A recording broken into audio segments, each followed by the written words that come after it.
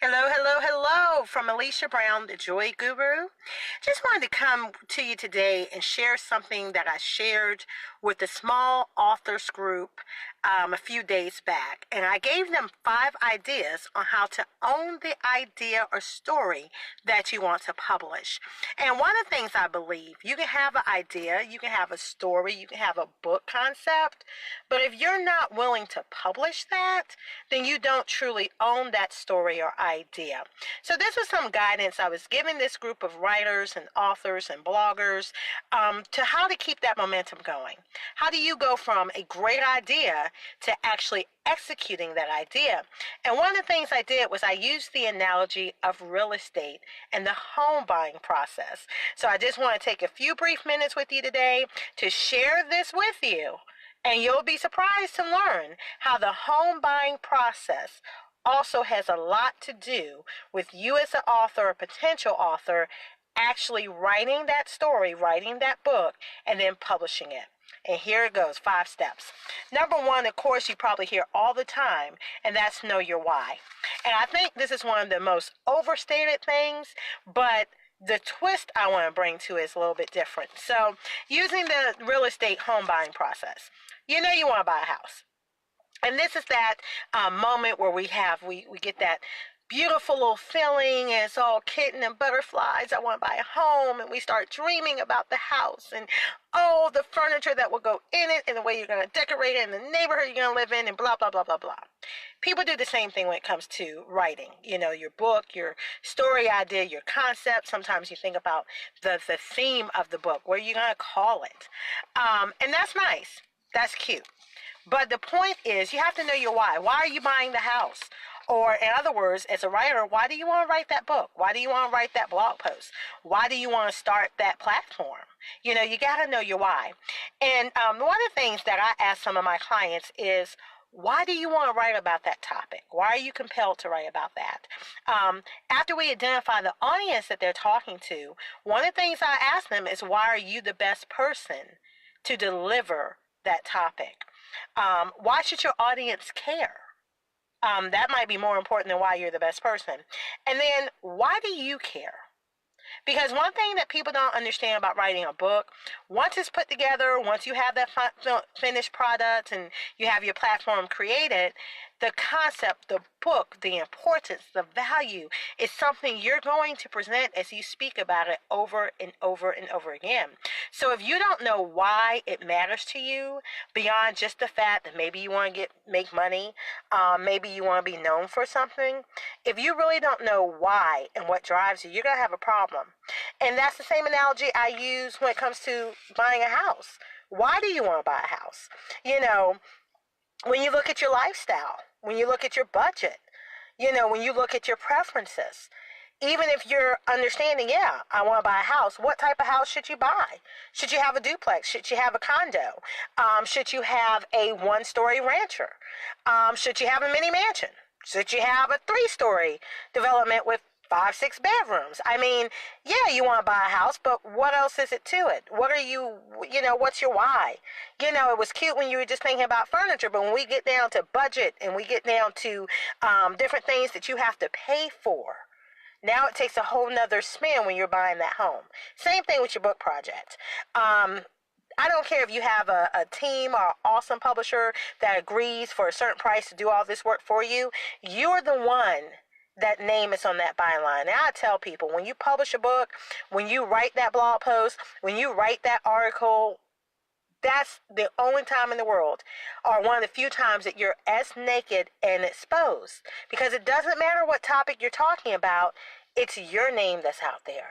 You're the one out there. And once you put it in print, it's for every critic and anyone else to come along and say something, right or wrong. You're naked, you're exposed. If you just sat on it, nobody would know that's what you're thinking. It's not in print. Once it's in print and it's published, it's official, and now you can open the door to people to be critics, right or wrong.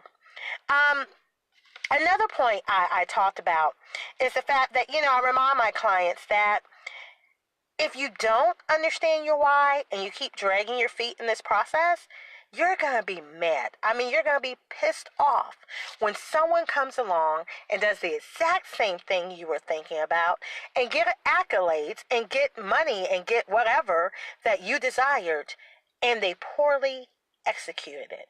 Some things is really about your being to the market first, and you can't get mad at someone that put feet to their vision and got it done. So if that's a little extra motivation for you to keep momentum, think about that. Point number 2, and I'll make the rest of these kind of brief: prepare. You know, if you're going to buy a home, there's some things you have to do before, and preferably, you know, even do prior to calling that realtor. Think about your budget. Think about your purchases and spending habits. You know, are there some debts you can pay off? Is there a certain amount of money you need to save for that down payment? There are tons of programs that now, you know, you might not have to put down that down payment, or maybe not the 20%. But definitely, if there's some things you can pay off, if there's a certain amount that you can have available to put down, that'll make a dramatic difference to your monthly mortgage payment. Okay? So it's some things you think about, and you should be in preparation.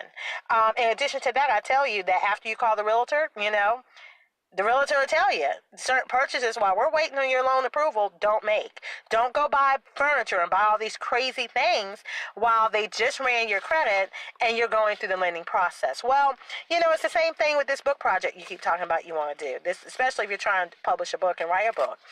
How did you prepare? Have you set the atmosphere for writing? Have you made sure that you've made a schedule, you have a deadline when you want it finished, and that at least once a week you set a date consistently every single week where you're going to show up, you specify a certain hour, maybe it's 2-3 hours, where you just have that time to really just write. You know, some people I know say, well, I do an hour a day. If that's what fits for you, do it. I advise that at least you pick one day a week, like a date night, and that's your date night for writing. So that one day every single week is when you check in. If you've written things already, that date, that time, maybe when you analyze what you've written. If not, then on that date, that time, every week, here's your hour and a half, 2 hours, wherever you pick, to have the space to write, and you set the atmosphere of tranquility. Maybe you need candles in certain scents, whatever you need, that is just your time to be in your creative flow.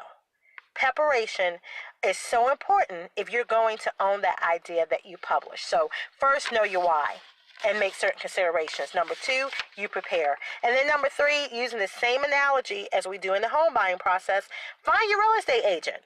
What's the point of having a great idea and have a vision and then you don't do anything with it? You don't get your expert help. You're not designed to do this all yourself, and it doesn't even make sense because you actually lose money when you try to do everything yourself instead of hiring people that are good at these different places and will save you time, so that you're not dragging. That's why people lose momentum, because they try to do everything and throw that on top of the schedule they already have, and it just doesn't work. You know, I like doing various things. I wear many hats, but I know when it's time to call someone else. You know, in the home buying process, you are not meant to be the realtor, the lender, the home inspector, the credit repairer. Take all the different roles that people do in the home buying process. Not meant for one person to do all of that. Same thing with your book. It's not meant for you to do everything. You're not supposed to be the marketer, the editor, the ghostwriter, the writer, the book cover designer, the publisher. I mean, you have whole publishing houses that have different people to do those things, because it's something that you're the expert in, and that's all you should be doing. You're not meant to do everything, even if you're skilled to do different things. You know, coaches, every coach has a coach, and they're a coach. Why would they have different coaches? Because you might be the expert at something that you do with other people, but if you do it for yourself, you're blindsided. So it's a time after we make the plans, after we solidify the vision, when we want to get to execution, call on the experts. You want to buy a house? Make preparation. Know what you want, know your preferences, know your budget. Call the realtor. Call the realtor. You can look around all you want to a little bit, but call the realtor so you can move and get things done. Same thing with your book project. Get the experts. If you need accountability, go get the accountability writer's coach. Go look for a firm that offers those services. If you've written a book, written a manuscript and you didn't have a problem writing it, go get your editor. Start shopping around for editors. If you got a concept and have problems putting it together, get a ghostwriter. Get those people, get a marketer, get those pieces that you need to get the book project done so you can execute and meet your mission. Another part that I want to bring to you, in closing, just these last two. Don't blow the deal by not listening to the experts. Stick to the game plan to purchase the home. Okay, we're still using the analogy of the home buyer's process. And I tell people, creatives, if you're a writer, you're a creative. Whether you've seen it that way before or not, let me just expose that for you. You have all the best ideas and concepts in the world. That's what creatives do. And I know it myself. I fought that for so many years, tried to be traditional, tried to do what's expected, blah, blah, blah. I realized later in life, I'm a creative person. So my flow to you looks different. How I operate in my natural ebb and flow is different from maybe what someone else does conventionally. But that's how I best work, and I decided not to fight against that anymore. But the thing about creatives, if we're great coming up with ideas, we're just not great keeping ourselves accountable. So that's the key part of why that expert you hire is so important. But after you hire them and together you come up with the plan to execute, listen to them. If you hired the realtor to help you buy a home, when the realtor says don't make a bunch of purchases in this time frame while we're waiting for the approval of your home loan, then what do you not do? I don't care who has a sale during the holiday period. I don't care if it's a buy one, get one free. Okay? Don't run your credit and make all of these purchases for the home you want until you understand that, yes, it's been approved. You can go get home. Because what you're going to do is get almost to the final stretch, the finish line. You're almost there. You're at the cusp of execution, and you're going to blow it. What could have been done in 3 months? What could have been done in 6 months? Whatever your plan was. You're almost there, but because you want to do what you want to do and not listen, you're going to blow the whole deal. Don't do that. Know your why, prepare, hire the experts, and then what they tell you, what you two collaboratively sit down and come up with, do just that. Stick to the plan. Now, I'll give you one caveat. Sometimes maybe you hire that person, you realize this is just not the right one for me. It's not working out. Okay. You're the one with the pen of your life. You're the CEO of this. So you know what you can do? You can release that person, bless and release, but go and get that next person so that you continue on with the project for execution. But whoever you hire to help you execute, listen to what they tell you. This should be a joint collaborative effort as well, where they're listening to your voice. But if they listen to your voice and you guys came up with this awesome plan for what you want, listen. Don't go against the grain. Okay? Last point. Sign the mortgage. Talked about these other 4 steps. You put feet to the vision. You have a plan. You prepared. You picked out the home. Now, take possession. It's no point to train for the Olympics all of these years, all the sacrifices, all the early morning practices, and then you qualify for the finals, and you get there, you're able to have access to the Olympics and compete, and you don't show up. What's the point of that? And some people, that's what you're doing with the books. That's what you're doing with these concepts. That's what you're doing in your business. You have planned. You have sacrificed. You have invested. You have hired all these people. This one done this. You got some of the pieces. Maybe you got the book cover. Maybe you got your marketer. Maybe you got your agent. Maybe you picked out your publisher. Maybe you have written, 2/3 written, whatever, your manuscript. You're almost there. All you got to do is show up now.